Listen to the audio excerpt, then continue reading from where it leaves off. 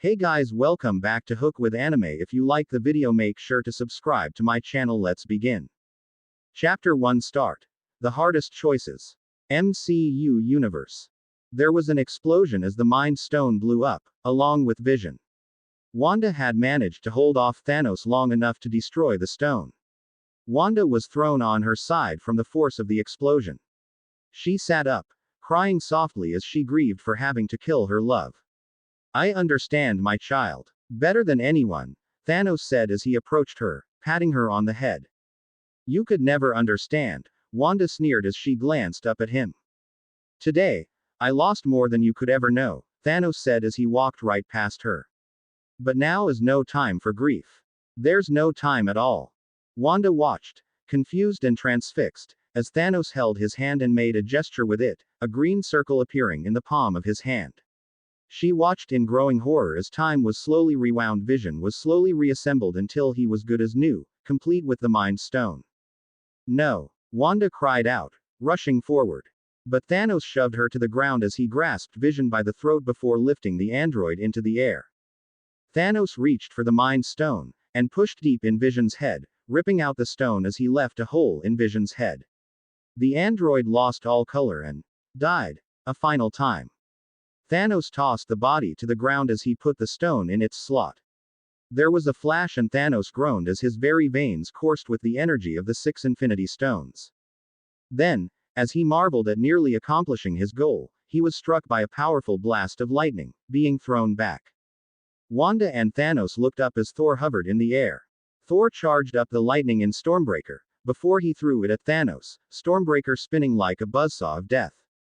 Thanos unleashed a combined beam of energy from the 6 stones. The axe easily cut through the energy and the blade struck Thanos in the chest. Thanos cried out in pain as Thor landed in front of him. I told you you'd die for that, Thor sneered, grabbing the axe and shoving it in further, and Thanos groaned in pain. Thor stopped as Thanos seemed to be trying to say something to him. You should have gone for the head, Thanos said as he raised his hand with the gauntlet. No! Thor cried out, but it was too late as Thanos snapped his fingers. There was a flash of energy and, when it faded, the gauntlet seemed damaged. It was smoking and looked like it had gone a few rounds with a monster truck. What did you do? What did you do? Thor demanded in horror. Thanos didn't answer, simply raised his hand. He disappeared in a blue portal, Thor's axe falling and slamming onto the ground. With Thanos. Pain. Unimaginable pain. That was what Thanos, the Mad Titan, was feeling right now. It was far worse than being slowly combusted by the Power Stone. And because of this pain, he was unable to concentrate properly when he escaped. While he was able to open a portal with the Space Stone and make sure Stormbreaker did not come with him, he was unable to properly open the portal to where he intended. As a result, he opened a portal to another dimension by complete accident. At least, that's what he thought. Earth 16. 2010. Vandal Savage's secret compound. In the middle of a dark room was a man meditating as all the objects and people in the room, all of which had a blue glow around them, floated in the air. This costume looks exactly like Prometheus's costume from S5 of Arrow, except it is all colored jet black. He wears the bladed gauntlets and metal-plated gloves of Ra's al Ghul from Batman Begins. Suddenly, he jumped high into the air and spun, letting kunai fly from his fingers. They would not have hit their targets had he not let loose other kunai, to redirect the other kunai, deflecting them off each other, which ensured the first set of kunai hit their targets. As the cloaked figure landed, he was assaulted by 10 ninja. He pulled out one of his chakudo and spun, cutting one ninja in half at the waist. He sliced the head off of another, before spinning and slicing open the throat of another. He parried a slash from one and cut off his arm, before moving him in the way of another's stab, making him take the stab in the heart. The cloaked figure then cut off the head of the one who stabbed his fellow ninja. The cloaked figure then spun and ducked under a wild sword swing and pivoted until his back was against the ninja's back. He reached behind with one arm, and jerked the hunter's head backwards, violently snapping his neck. The cloaked figure let the body drop to the ground as blood pooled in the ninja's mouth. The cloaked figure then stabbed another ninja in the chest before pulling it out and throwing the sword straight into the head of another ninja. The cloaked figure then caught a sword aimed at his face between the palms of his hands before he wrenched it out of the ninja's grasp. He gripped the hilt of the blade and swung it in an arc, decapitating the ninth ninja. The cloaked figure then parried several slashes from the final ninja before cutting open his stomach. The ninja fell to the ground but pulled himself to his feet, one hand holding his guts in. As the hooded figure approached, the ninja knew his fate was sealed and accepted it, bowing his head in deference. The cloaked figure stabbed the ninja in the chest, making the ninja groan as he died, before he pulled out the sword and flicked the blood off. "Well done," came the voice behind him. The figure turned and knelt as a tall, muscular male with medium dark skin tone, strong, rugged features, broad shoulders, and square jaw. He also has 3 pale scars across his face, brown eyes and black long hair pulled back. The man wore a long lapel-less dark blue coat with a red stripe on the edges. He also dons black gloves and boots. A display worthy of a son of Vandal Savage. "I'm glad you approve, Father," came the voice from the kneeling young man who just killed 10 members of the League of Shadows. "Rise, Naruto, and remove your mask," commanded his father. And Naruto rose, remove his mask and take off his hood, showing his red spiky hair and purple eyes. Vandal placed a hand on his 17-year-old son, who exceeded his expectations for all his children. "Your mother would be very proud of how far you have come. I'm only sad that she is not here to witness it herself," Naruto said solemnly, and both father and son shared a moment, reminiscing of the passing of his mother, Kushina. Vandal Savage rarely ever fell in love. A man as old as the human race itself, it was exceedingly rare, but Kushina was different from many of the women he sired children with. Headstrong, somewhat eccentric, very level-headed despite possessing a temper and having cheerful with a noticeable sassy side to her. Vandal rarely fell in love, but Kushina was able to warm his normally numb heart. Naruto had been 8 when Kushina died in childbirth, birthing a stillborn daughter. It had been very traumatic for Naruto, but thanks to his elder half-sister Olympia and his younger half-sister Cassandra, he was able to get past it. "Yo, boss," came Clarion's shrill and annoying voice. "It's happening today." Vandal was brought out of his temporary reminiscing.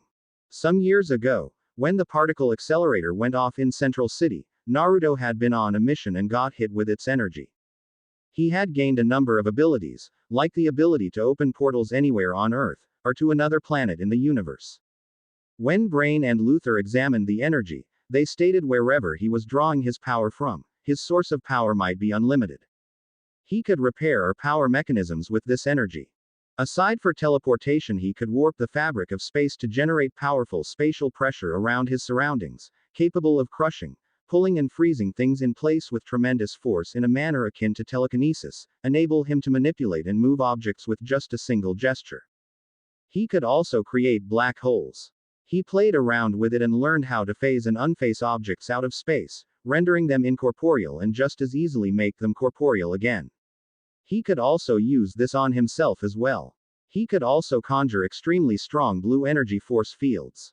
He also mastered his portal ability, as he could decide what gets teleported alongside him, could decide how many people to take with him, and can even remove objects forcibly attached on his person. Clarion, thanks to being around for so long, was able to ascertain what Naruto drew power from and what it was. Clarion explained how the Infinity Stones worked. This caused Vandal to enact a plan. Vandal needed to have a weapon that he could use against Darkseid when the time came. At the end of the 12th century, Savage, who was going by Genghis Khan, built the biggest empire in history theretofore. At the turn of the century, Savage clashed with Darkseid's forces who were attempting to conquer Earth. Alongside his 2 meta-human sons and army, Savage posed resistance, but they were easily defeated. However, Darkseid was impressed by Savage and his son's meta abilities. Seizing the moment, and with his eyes open to the greater galaxy, Savage proposed an alliance with Darkseid to conquer the galaxy, with the understanding that their 2 planets would have to battle each other when all other planets had fallen. But Savage knew Darkseid would be nearly impossible to kill. He needed someone who could do that. Savage would use the Infinity Stones for himself, but Savage dared not risk tampering with his immortality. But Naruto, on the other hand, Naruto would be perfectly suited to wield all 6 stones for his father once he had an upgrade. Then make your preparations. We must not let this opportunity slip through our grasp. Vandal told his Clarion, who nodded. Later that night, Clarion was seen concentrating, a red chaotic aura surrounding his person. Joining him was Simon, Black Adam, Woden, and Clarion. When is he going to get here? Black Adam impatiently asks. Patience, Adam, I'm sure Lord Clarion will bring him to us soon enough. Woden said. Yeah, I'm working on it, so how about you shut it, Adam? Clarion told them snarkily. Then, Clarion piped up. Oh, here he comes.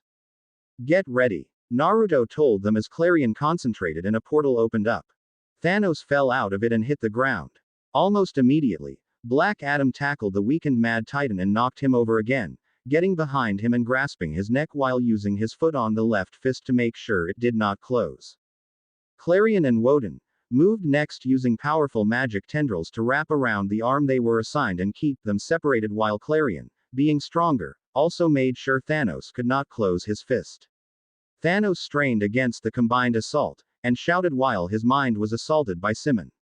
With all this, he was unable to stop Naruto, who swung his sword, which was coated in blue energy, as it cut off his arm that the gauntlet was on. Thanos shouted in pain. Well, that was easy. Clarion cackled as he aided Woden in restraining the weakened Thanos. Do not assume too much, Clarion, Vandal said as he and the other members of the Light walked up while Savage picked up the gauntlet. We were fortunate that Thanos had already weakened himself by overusing the stones.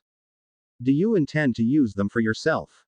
Foolish human. No member of your race has a strong enough constitution to use an Infinity Stone, let alone all 6. Thanos groaned. Well, that's why we need you. Naruto said as he charged up the energy in his sword again, before poised to finish Thanos. Well, not you necessarily, just your body. With that, Naruto decapitated Thanos, leaving Thanos' universe to its fate, as it would take generations to recover from what Thanos did. Now, for final phase, Vandal said as Thanos' body was moved to another room to extract his DNA. Vandal held the gauntlet up as he looked at his son. Are you ready? The hardest choices require the strongest wills. Naruto said, unknowingly quoting the man he just killed. I will do whatever I must to safeguard the Earth. 1 month later. Cadmus. Vandal stood alone on sub-level 52 as he observed the capsule that held Project Infinity.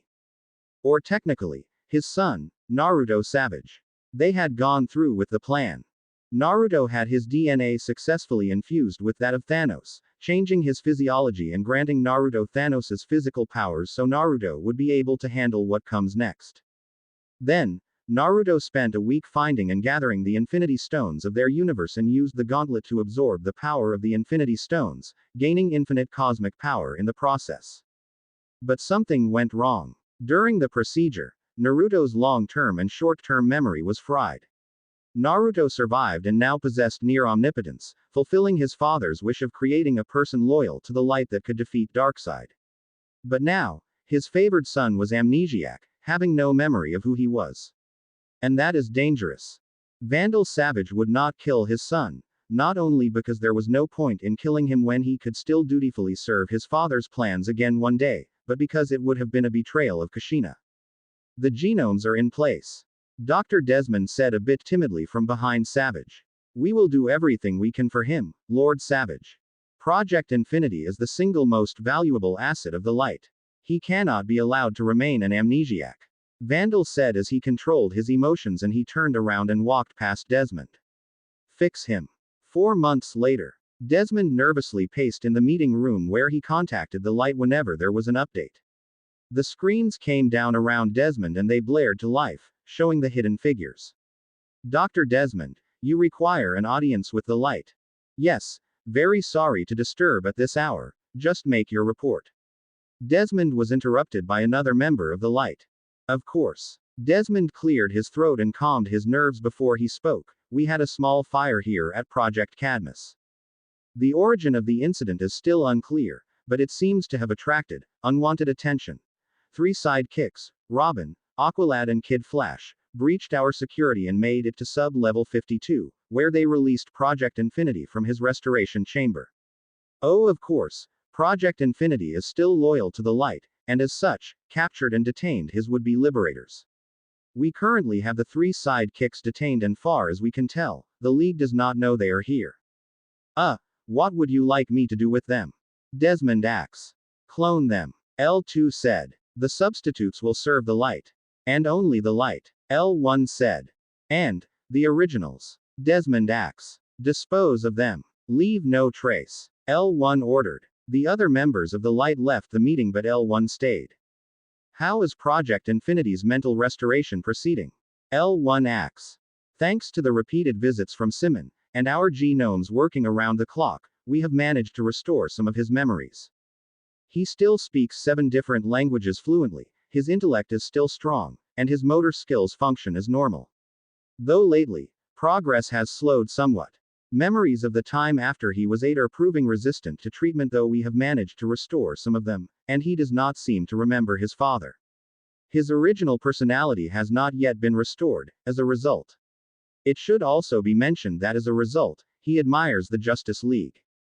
Keep me informed of your progress, Doctor. L1 said as he clocked out of the meeting, leaving Desmond to breathe a sigh of relief. Cloning chambers. The sidekicks are awake and stare at both Naruto. Kid Flash glares at the amnesiac savage and says, "WW what? What you want? Quit staring at me, it's creeping me out." Quote. Robin then looks towards Kid Flash. KF. Maybe not want to piss the guy who captured us, said Robin. The sidekicks stare down at Naruto. We only tried to help you, said Aqualad in a calm, cool, collected voice. While Kid Flash just glares Naruto. Yeah, we try to help you and you turn on us. How's that for great? Kid, please be quiet now. I believe our new friend may not in full control in each of his actions, said Aqualad while Robin attempts to escape.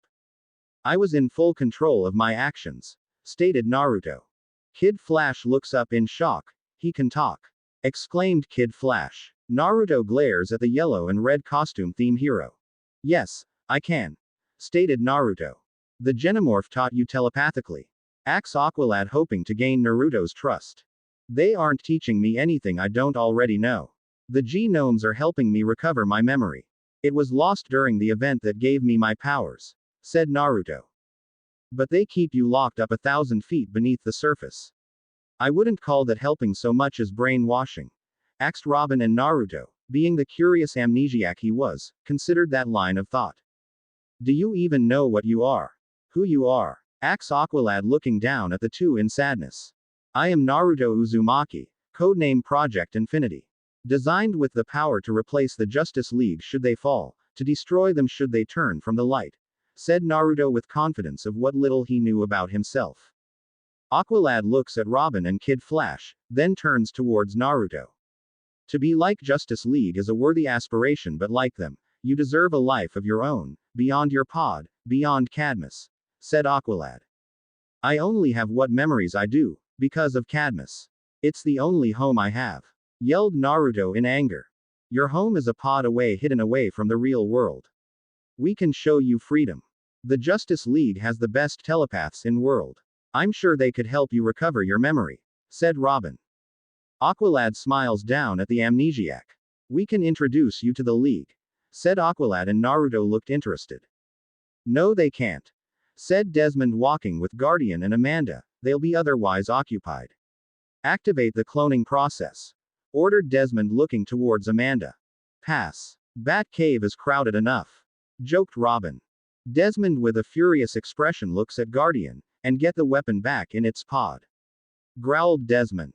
Guardian then walks forward next to Naruto. Hey, how come he gets to call Fishcake an it? Complained Kid Flash. Guardian places his hand over Naruto's shoulder. Please help us, begged Aqualad. Desmond walks up to the Naruto. Don't start thinking now, said Desmond as a genome hops onto Naruto's shoulder and the horns glow, making Naruto get a blank look. Naruto gain a dazed look. Desmond steps in front of him. You see, you aren't a real boy. You are a weapon and you belong to me. Well, to Cadmus, now get back to your pod, ordered Desmond. Desmond was really worked up after that meeting and was not thinking straight as he tried order Naruto around. Naruto would have walked away from Desmond, but he closed his eyes and groaned. Before he relaxed, despite the genome, and he opened his eyes, a cold glare at Desmond. So, that's what you really think of me, huh? I told you to get back to your. But before Desmond can do anything, Naruto clenched his fist, unleashing a wave of blue energy that sent Desmond, Guardian, and Amanda flying against the wall. They hit the ground and struggled to get up. Don't tell me what to do. He then turned his attention towards the sidekicks. You gonna to free us or fry us? Kid Flash axe. Naruto raised his hand and clenched it, causing blue energy to appear on the cuffs, keeping the heroes restrained, before they opened, as the three were let down from their binds. That answer your question? Naruto asked cheekily. Man. Lucky Batman wasn't here. He'd have my head for having to be helped out of that. Robin said. Seriously. That's what you're worried about. The entire league will have our heads after tonight. Kid said. Naruto helped Aqualad down. Thank you, he said as Naruto nodded. The four then left the labs as Desmond sneered in anger. You'll never get out of here. I'll have you all back in pods by morning. That guy is not whelmed. Not whelmed at all, Robin said as he threw explosive discs at the cloning tubes. What's with you and this whelmed thing? Kid asked as they left, the pods exploding behind them, destroying any of the extracted DNA. Activate every genomorph in Cadmus. Desmond told his genome and its horns glowed red. We are still 42 levels below ground. But if we can reach the elevator then we'll be fine. Aqualad said as G-Trolls walked into the hallway. The pods behind them opened as well as more genomorphs came out. They dodged one G-Troll as it swung down. Naruto punched one troll, knocking it out. The others looked behind them and saw Naruto dropkick another in unconsciousness. Naruto. The goal is to escape, not to bury ourselves here. Aqualad shouted. Fine. Give me a second. Naruto shouted as he clenched his fist and used his blue energy to throw one G-Troll into the others. Aqualad then opened the elevator door but they couldn't wait for it to come so they started to climb. Robin shot a grapple hook while Kid Flash ran up the walls. Naruto grabbed Aqualad and jumped just before a G-Troll grabbed them. He went up about 11 floors before he hit the wall, causing a crater to form as he used his strength to grip the walls. I can't fly, in case you're wondering. Naruto said to Calder, who nodded. Guys, this will have to be our exit. Robin shouted as the elevator was coming down. Naruto jumped up to the elevator doors and punched them open as the four of them ran in to avoid the falling elevator. Hop on, Naruto said as he gestured to his back. The other three grabbed on tight so, Naruto jumped up 30 levels before breaking into sub-level 12 and making it to a stairwell. Kid zoomed up the stairs, knocking out a few genomorphs along the way. More genomorphs were catching up as Naruto stomped on the stairs behind him and the force caused the staircase to collapse. Desmond, Guardian and XX were in the elevator heading up. We'll cut them off at sub-level 1. Guardian said. We'd better, or the board will have our heads. Desmond said as he touched his forehead. My head. He hit the emergency stop button on sub-level 2. I need to get something from Project Blockbuster. I'll meet you at sub-level 1. Desmond said.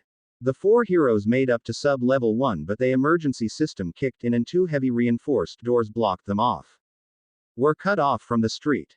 Aqualad said. Naruto used his strength to slowly open the door but it was going too slow and Robin couldn't hack it open fast enough. They were then surrounded by Guardian and the genomorphs. Everyone readied themselves to fight as Aqualad made his water swords. The G-Gnomes then sent out psychic blasts which knocked out Kid Flash, Robin and Aqualad. XX then walked forward and sent out his own telepathic message. Perhaps for the sake of all genomorphs, our friend Naruto should make up his own mind. XX said. It was you. Naruto said. Yes, Naruto. I am the one who started the fire and lured your new friends to Cadmus. Woke them when they were in danger. XX said. Why? Naruto asks. Because you are the genomorph's hope. You will blaze a trail for all of us, showing us the way to freedom. XX said as he freed Guardian from telepathic control. The others began to wake up as the G-Gnomes let up on their powers. They looked around to see Naruto stand up as the genomorphs looked at him. What's going on? Aqualad asks. What is your choice, Naruto? XX asks. Freedom. Naruto said after thinking about it. Cadmus didn't really want to help him recover his memories, and the three sidekicks seemed to be willing to help him. Feels like fog lifting, Guardian said as the heroes stood up. Guardian. Aqualad asks, uncertain if he was still their enemy. Go. I'll deal with Desmond. Guardian said. I think not. Desmond said as he arrived.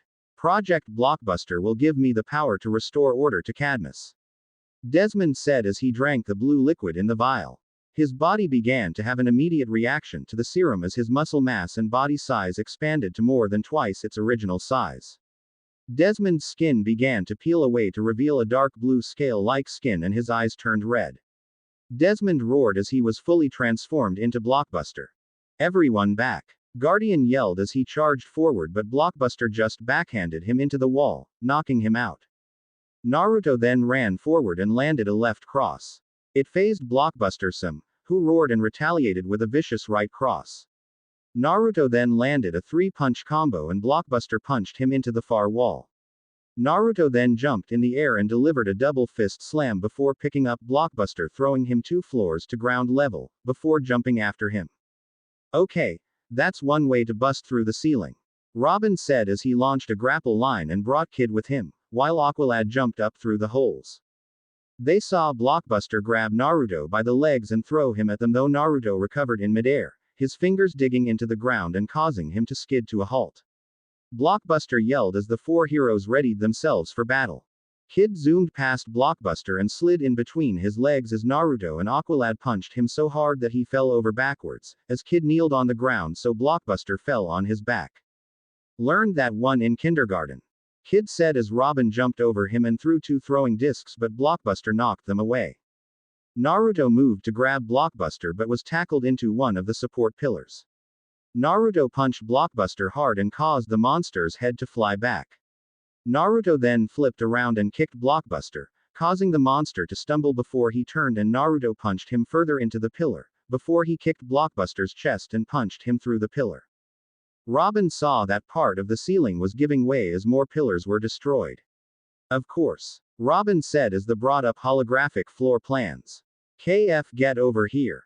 Kid ran past and tried to sweep under Blockbuster but was caught, and Blockbuster swung Kid into Aqualad and both hit a pillar. Blockbuster then tackled Aqualad through a pillar and into another one as Naruto came up behind Blockbuster and used his greater strength to trip up Blockbuster, causing the monster to land on his back. As Blockbuster got up, Naruto double dropkicked him through another pillar. As Naruto kept Blockbuster distracted, Kid Flash was able to get over to Robin.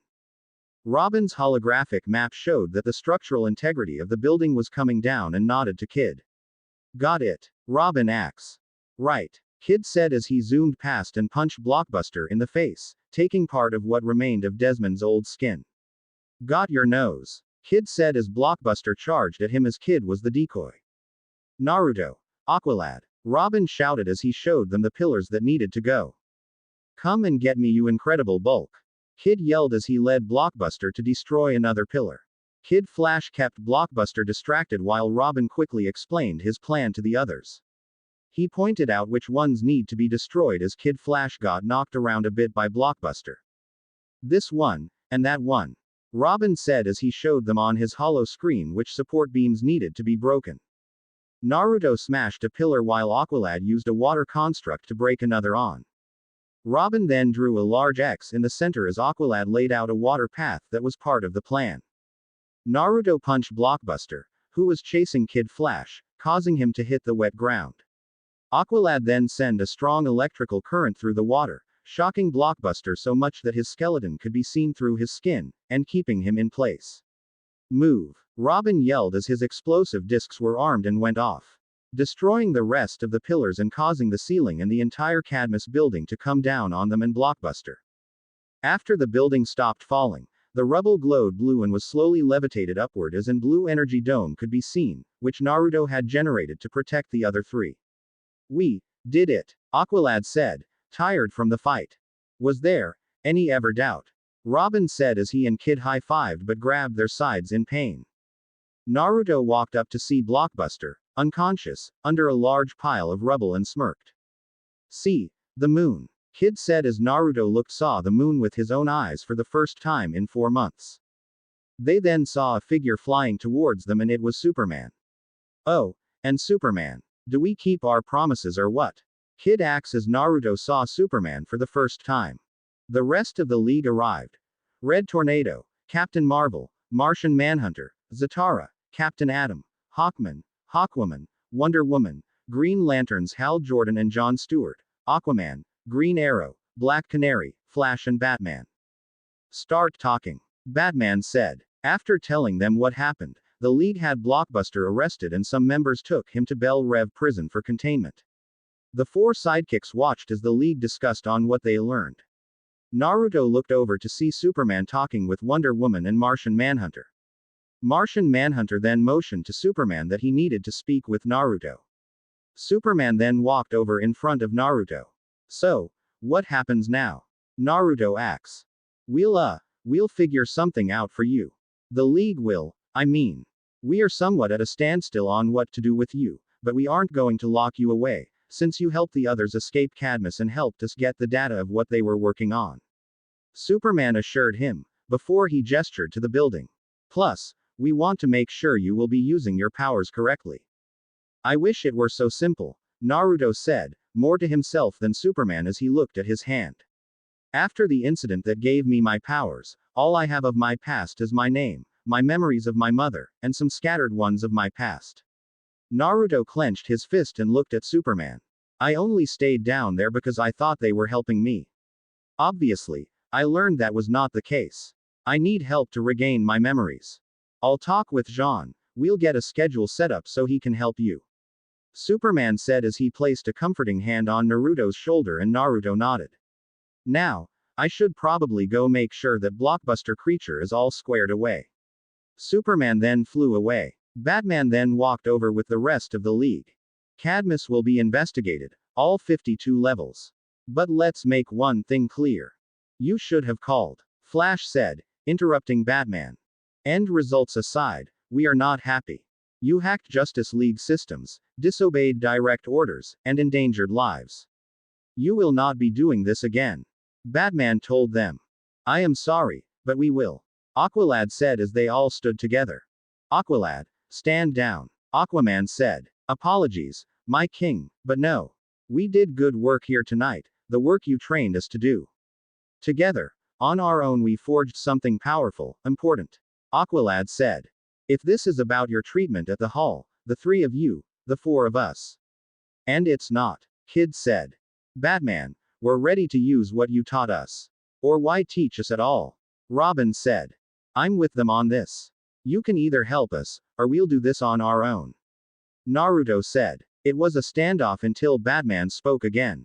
Give me 3 days. Batman said. Mount Justice July 8th, 8:04 Eastern Daylight Saving Time. In Happy Harbor, Kid, Robin, Aqualad, and Naruto were with the League at the original sanctum for the Justice League as it was being refurbished. The four young heroes stood dressed in civilian clothes with Naruto now wearing a black muscle shirt with blue jeans, brown belt and boots. This cave was the original secret sanctuary for the Justice League. We're calling it into service again. Since you four are determined to stay together and fight the good fight, you'll do it on League terms. Red Tornado volunteered to live here and be your supervisor. Black Canary's in charge of training. I will deploy you on missions. Batman said. Real missions. Robin asks. Yes, but covert. Batman said. The League will still handle the obvious stuff. There's a reason we have these big targets on our chests. Flash said. But Cadmus proves that the bad guys are getting smarter. Batman needs a team that can operate on the sly. Aquaman said. The 5 of you will be this team. Batman said. Yes. Wait, 5. Robin asks. They saw Martian Manhunter enter with a young girl beside him, dressed in a female version of his costume, with red hair and green skin. The female Martian sidekick. This is the Martian Manhunter's niece, Miss Martian.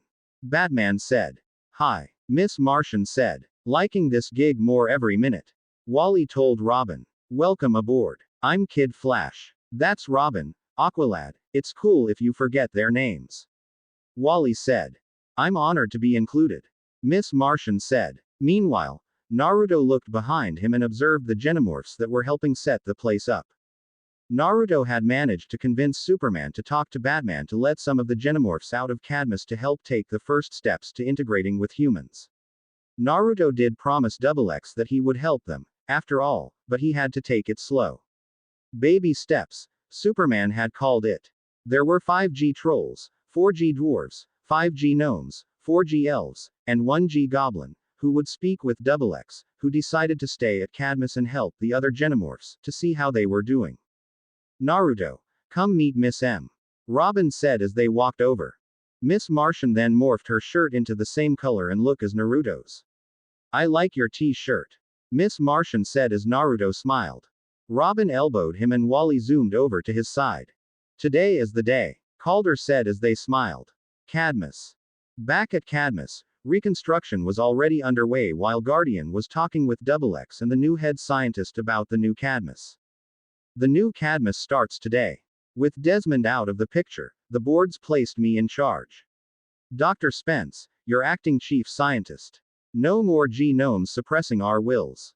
No more secret breeding projects. This is a kinder, gentler Cadmus. Guardian said. Then I will of course help in any way I can. Double X said. The Light was watching the video feed of Guardian in Cadmus. Can the Light afford to leave Guardian in charge without genomes? L1 asks. We have subtler means of control. What concerns me is that Project Infinity is now in the hands of League. We also now know the League is going to employ these young heroes to do their dirty work. Ha, that's a dark twist. A member said. Yes, but one that can be played to our advantage. Even the temporary loss of Project Infinity may prove useful. We should be thankful he does not have access to his full power. Another member said as they saw the video recording of Naruto fight. We will need to be more careful moving forward. And soon, he will return to the light. L1 said. Chapter 2. Welcome to Happy Harbor. July 18th, Mount Justice. Recognized. Naruto. BO1. The computer said as Naruto walked through the Zeta tube, carrying several grocery bags. As he walked in, Miss Martian floated over. Naruto. Miss Martian said as she floated over and hugged him, having not seen him all day. Naruto, though not expecting the hug, returned it, using one arm since the other was holding the groceries. Hey, Magan, Naruto said a bit awkwardly, since he did not know her name. Thankfully, the loss of his memories did not necessarily reflect badly on his social skills. Over the last week or so, when he wasn't speaking with Magan or hanging with Calder and the others, he was rediscovering what all he could do with his spatial manipulation powers and testing the limits of his physical abilities. He also took up reading as a hobby, since he saw this trailer for a new show called Game of Thrones. He started reading the first of the book series last week and was 9 chapters through book 1. He also started tinkering with all sorts of equipment from motorcycles to cars to weapons. His lack of memories had inspired a desire within him to learn more, which is also why he watched the History Channel. Naruto as he looked around. Wasn't Calder here earlier? I still am, Aqualad said as he walked out. Hey, man, Naruto greeted. What's in the bags? Aqualad asks. Well, I do live here, and Magan and I do have to eat. Naruto said before he said to Magan, speaking of which, we should probably get these in the fridge before they spoil.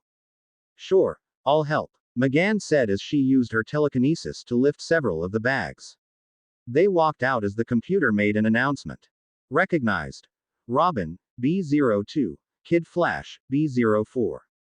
The computer said as the Zeta tube activated and Robin and Kid in civilian clothes walked in. Did you ask him? What did he say? Robin asked Aqualad. He's arriving now, Aqualad said. Then what are we waiting for? Kid asked as they ran to the hangar, joined by Naruto and Magan after they finished with the groceries and Magan tried out her first cookie recipe, and saw Red Tornado arrive. Red Tornado. Kid yelled as Red Tornado landed on the ground. Greetings. Is there a reason you intercept me outside the cave? Red asks. We'd hoped you had a mission for us. Aqualad asks. Mission assignments are the Batman's responsibility. Red said. But it's been over a week, and nothing. You will be tested soon enough. Red said, interrupting Robin. For the time being, simply enjoy each other's company. This team is not a social club. Aqualad said. No, but I know from experience that social interaction is an important team-building exercise. Perhaps you can keep busy by familiarizing yourself with the cave. Tornado said as he walked in. Keep busy. Kid said bitterly. Does he think we're falling for this? Robin asked indignantly. Oh, I'll find out. McGann said as she tried to telepathically read Red's mind but got nothing. I'm sorry. I forgot. He's a machine, inorganic. I cannot read his mind. Nice try, though, Kid said. So, you know what I'm thinking right now. Kid acts as Naruto slapped him on the back of his head. Ow. We all know what you're thinking, horn dog. Tornado has a point. Maybe we should just get to know each other first. Naruto said. Why? Robin asks. Well, we still don't know enough about each other. I mean, Miss Martian and I have kinda been getting to know one another, but we also live here, so, Naruto said with a shrug. And now we tour the clubhouse, Aqualad said with a bit of bitterness. McGann didn't really notice but Naruto did. Well, Naruto and I live here. We can play tour guides. McGann said. How about you handle it? Tour guide isn't really my thing. Naruto suggested. Works for me. A private tour sounds much more fun. Wally said. She never said private. Robin said. Team building. We'll all go. Aqualad said as they walked into the cave. This would be the front door, and this side would be the back door. The cave is actually the entire mountain. McGann said as she showed them around. It was hollowed out by Superman and Green Lantern in the early days of the League. Kid said. Then why abandon it for the Hall of Justice? Naruto asks. The cave's secret location was compromised. Aqualad said. So they traded it in for a tourist trap. Not really sure that makes sense. Naruto said. If the villains know about the cave, we must be on constant alert. McGann said in worry. We're hiding in plain sight. They won't think to look for us here. Robin said. Ah, that kinda makes sense. McGann said, as Naruto saw something. Hey McGann, I think there's smoke coming from the kitchen. Naruto said. Oh no, my cookies. McGann yelled as she flew towards the kitchen. She used her telekinesis to open the oven and pull the burnt cookies out of the oven. I was trying out Grammy Jones' recipe from episode 17 of, Hey, never mind. McGann stammered a bit. I bet they'd have tasted great. He doesn't seem to mind. Robin said as Kid ate a cookie. I have wicked metabolism. Kid said with an awkward look. I'll make more. McGann asked uncertainly. It was sweet of you to make any. Aqualad said. Thanks, Aqualad. McGann said. We're off duty. Call me Calderon. Actually, my friends call me Calder. Aqualad said. I'm Wally. Kid said. Megan. McGann said as Naruto looked away. He could not help but feel envious of everyone else. They had all their memories intact, while he only had his name, his memories concerning his mother, and some scattered ones. Don't worry, Naruto. I'll help you get your memories back if you want. McGann said telepathically while she started to smile. Naruto turned to look her with wide eyes and his head started to hurt. Memory. Come on, Mrs. Kushina, just a little more. The nurse coaxed by her feet. I can't. His mother cried about. Yes, you can, a man Naruto could not see encouraged. Listen to the nurses, take my hand. If I ever get out of this, I'm going to break more than your hand, husband, she swore, glaring up at the man. I'm going to break the part that got you into this predicament in the first place. The man that Naruto could not see didn't miss a beat. We can sort this out later. For now, though, you have to push. Tears sprang to Kushina's eyes.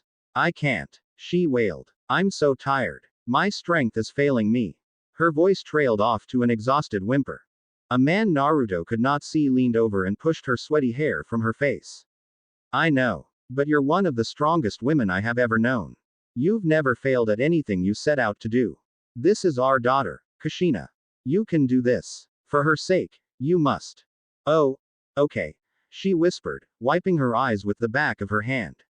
I'll try. Ready? Asked the nurse. Kushina nodded. Right.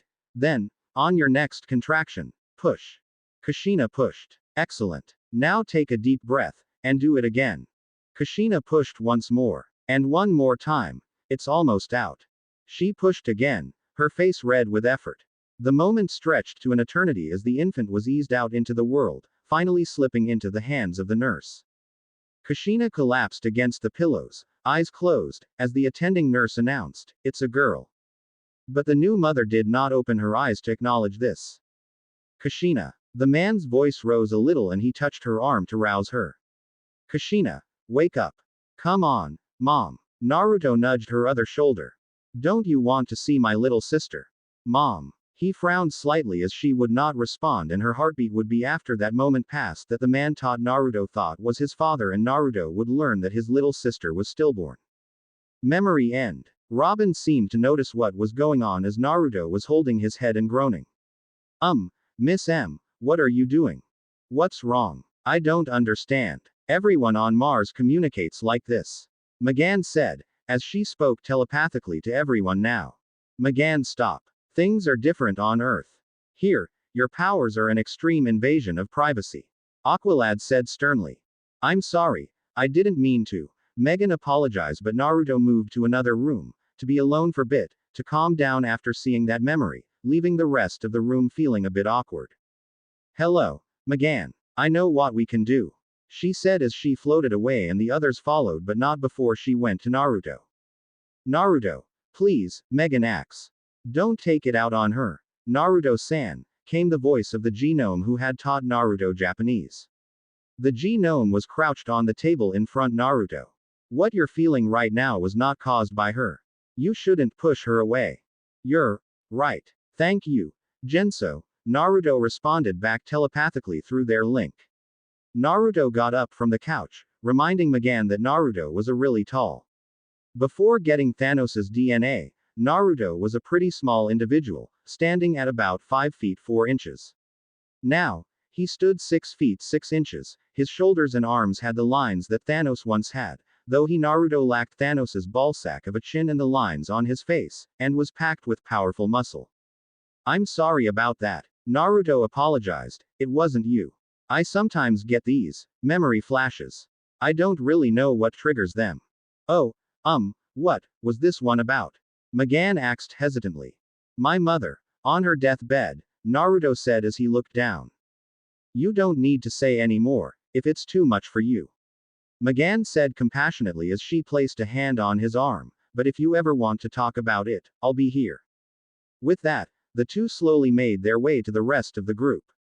They took the elevator down to the hangar of the mountain. They saw a giant oval with red and blue colors. It's my Martian bioship, Magan said. Cute. Not aerodynamic, but cute. Kid said. It's at rest, silly.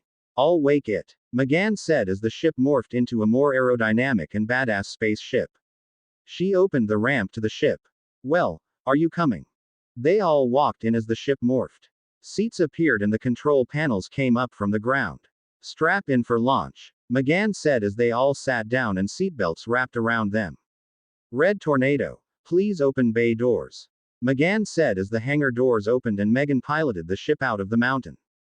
They flew over the mountain and Happy Harbor as the ship flew smoothly. Kid tried to flirt but was acting like an idiot. A team that functions with cohesion and cooperation amongst its members can accomplish far more than each member can individually. Naruto heard a voice in his head, and he groaned as he rubbed his head, as that was from a memory he recovered a few days ago where he could not see who was talking to him, nor could he recognize who was speaking to him, but it sounded like it might be his father. Hey, how about showing us some Martian shape-shifting? Robin asks. Magan stood up as everyone watched as she turned into a female version of Robin. She then morphed into a female version of Kid Flash. Is it wrong that I think I'm hot?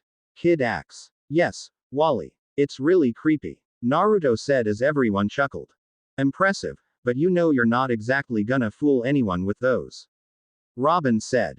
Mimicking boys is a lot harder, Magan said with a bit of shame. And your clothes? Aqualad asks. They're organic like the ship. They respond to my mental commands, Magan said. Can you do that ghosting through walls thing that Manhunter does? Wally asks. Density shifting? No. It's a very advanced technique, Magan said. I've heard Wally can vibrate through walls. Hey, apparently when he tries, he gets a bloody nose. Naruto joked and Robin laughed a bit at that. Dude, Wally said indignantly at the embarrassment. Here's something I can do. Camouflage mode, McGann said as she made the ship invisible. Red tornado to team. An emergency alert has been triggered as the Happy Harbor power plant. I suggest you investigate, covertly. I'm sending you the coordinates. Red said over the communicator. Miss Martian to Red Tornado. Coordinates received and adjusting course. McGann responded as she adjusted course. Red Tornado's keeping us busy again.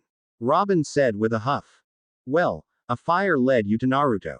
We should find out what caused the alert. McGann said. Pretty sure I know the cause. Naruto said as he pointed outside and they saw a tornado by the power plant parking lot. The ship was caught in the tornado but not for long as McGann steadied it and landed it in the parking lot. The team got out to see people running for cover as the tornado hit the power plant. Robin, are tornadoes common in New England? Aqualad asks as Robin disappeared. They heard him laugh as they looked around. He was just here. McGann said. I'm starting to hate it when he does that. Come on. Naruto said and they ran to the building. Inside the power plant, Robin was knocked into a pillar by the villain behind the tornadoes. It was a large robot, a red mech armor with black highlights, large blue cables attached to his body and a large ragged scarf around his neck. Who's your new friend? Naruto asks as he landed near Robin. Didn't catch his name, but he plays kind of rough. Robin said. My apologies. You may address me as Mr. Twister. The robot said as it created two mini tornadoes that Naruto slowly stomped through. Seeing this was not working, it created a tornado underneath Naruto's feet that sent Naruto flying into the far wall. McGann was a little concerned as she saw Wally put on his goggles. This was her first taste of real combat, after all. Aqualad looked at her and nodded, and she readied herself as they charged at Twister. Kid Super sped forward and did a flying kick but Twister created a wind shield that blocked him and tossed Kid outside the plant. McGann and Calder charged as they were hit with a tornado and sent flying, hitting the walls far away from Twister. I was prepared to be challenged by a superhero. I was not, however, expecting children. Twister said. Robin growled angrily and was about to throw a couple batarangs, but a hand clasped on his shoulder. Robin looked behind him to see it was Naruto, shaking his head. Don't. He's just trying to rile you up. Naruto said. Besides, thanks to his wind powers, he's effective at long and mid-range combat, which puts most of us at a disadvantage. Getting close to him will be tough. McGann, can you hear me? Naruto broadcasted his thoughts. Yeah, I can hear you, McGann said telepathically. When I give the signal, use your telekinesis on that pipe above the robot. Naruto said telepathically. Well, it seems one of you somewhat knows what he's doing. But I am not here to play with children. Twister said as it turned to leave. You think so, huh? Naruto asks as he pulled the robot back under a large pipe with telekinesis. Now, McGann. He broadcasted telepathically. McGann heard the message and then used her telekinesis and destroyed a large pipe causing smoke to surround Twister. Aqualad and Robin charged at Twister, but Twister created two mini tornadoes, and slammed Aqualad and Robin into one another. Fools, they should have taken the opportunity to retreat and come up with a plan of attack. Naruto thought in annoyance at how much Robin, Aqualad, and Kid Flash were embarrassing themselves today. Fine, I'll do it myself. Naruto charged at Twister while mentally telling McGann to stay back, but unlike his male compatriots, he had a plan as he had figured out a way to get around those tornadoes. Twister sent another tornado at Naruto, though Naruto turned himself intangible and passed right through the tornado. What? Twister yelled as Naruto turned tangible again at the last second and dropkicked Twister out of the plant. Twister skidded on the ground a ways with 2-foot indents in its armor and managed to pull itself up as Naruto came down from the sky to deliver a double hammer blow that created a crater in the ground and a dust cloud to rise in the air. You are different. That team of yours could learn a thing or two from you. Too bad. They won't get the chance. Twister said as Naruto climbed out of the crater. He sent Naruto flying away in a tornado back at the plant but McGann caught him with her telekinesis. Thanks, McGann. Naruto said. Don't mention it. McGann said as the others joined them. What do you want? Aqualad said as Twister floated in the air. Isn't it obvious? I'm waiting for a real hero. Twister said. McGann, please read his mind, find his weakness. Naruto asked McGann. I thought I wasn't supposed to do that. McGann said. It's okay with the bad guys. Robin said. McGann tried to read his mind but got nothing. Nothing. I'm getting nothing. Hello, McGann. Mr. Twister is Red Tornado in disguise. He's inorganic, an android. And how many androids do you know that can generate tornadoes? McGann asks. Red Tornado sent us here. Aqualad said. After saying we'd be tested soon enough. This is his test, something to keep us busy. Robin said angrily. Speedy called it, we're a joke. This game is so over. Kid said as Robin and Aqualad walked forward. I don't think so, Naruto thought as he observed with his arms crossed. Twister could not be possibly Red Tornado because, for one, Tornado's winds were colored red. Tornado flew by generating a vortex underneath him, Twister just flew. Plus, while McGann made a mistake in thinking it was Red Tornado, he was certain she was onto something. We know who you are and what you want. Robin shouted. So let's end this. Aqualad said. Consider it ended. Twister said as he sent twisters into the sky, turning it dark and the winds to pick up. An impressive show. But we will not indulge you. We will not engage. Aqualad shouted. Lightning then began to come down from the sky as Twister channeled more and more energy. Can Red Tornado do that? Kid asks. You think I'm Tornado? That's ironic. Twister shouted as he sent down a bolt lightning. Had it hit its destination, it would have exploded in front of the team. Unfortunately for the android, a black hole opened up right in front of the bolt just as it was about to hit the ground. The bolt of lightning was then sucked into the black hole and into the void. The black hole closed to the stunned silence of the team and the simulated anger of the android. What? Impossible. Twister protested. You know, Naruto said as he took off one sleeve of his brown leather jacket. Normally, when I fight, I keep the kid gloves on. I hold back because I don't know exactly how strong I am and I don't want to accidentally kill people. Naruto took off his jacket and handed it to McGann. Hold that for me, will you? He asked as he held out his jacket and McGann held it. But after what you just tried to pull, android, Naruto finished his monologue as he walked forward, the kid gloves are coming off. Twister, in response, fired an even bigger bolt. In response, Naruto snapped his fingers and opened a portal that sucked the bolt right up. Naruto opened another portal then that sent the bolt right back at Twister, who only just barely managed to dodge. Naruto clenched his fist, surrounding the android with blue energy as Naruto crushed the robots and with powerful spatial pressure, evidenced by the crushing sound and the sparks coming from the robot. Get over here, Naruto shouted as he used his powers to launch the immobile android at him. Naruto then delivered a lariat to the android's chest, sending the android flying through the air towards the beach. Naruto opened a portal to where the android was going to land and walked right through it. He arrived at Twister's location just in time to see the android hit the shore, causing an explosion of sand to fly into the air. I will not tolerate this insolence from you children any longer. Die. Twister said as he raised his hands to fire his wind cannons, only for Naruto to open a black hole beneath the android's feet. Naruto then abruptly closed the portal while the android's legs were still sinking inside with a swipe of his arm, leaving the android without the means to walk or fly. How dare you? Twister said as he tried to aim again only for his arms to be coated in blue energy as they were forced to either side. You seem very proud of these arms of yours, very attached to them. Let's see who well you do without them. Naruto said as he used his telekinesis to rip off the remaining 2 limbs of Twister. No. My arms. You will pay for this. You. Naruto did not let the android finish as he punched Twister's head clean off and into the ocean. Be quiet. Naruto growled as Kid Flash, McGann, Robin and Aqualad appeared on the shoreline. The chest of the android opened up and out dropped Brahm's stick, who looked at Naruto in fear. Foul. I call foul. He said weakly. Thank you, McGann, Naruto said as he took his jacket back and put it on, not seeing McGann's blush. You still getting nothing from him? McGann's eye glowed green as she tried to read Brahm's mind but like before, found nothing. Not even a little resistance, nothing. Then would you like to do the honors?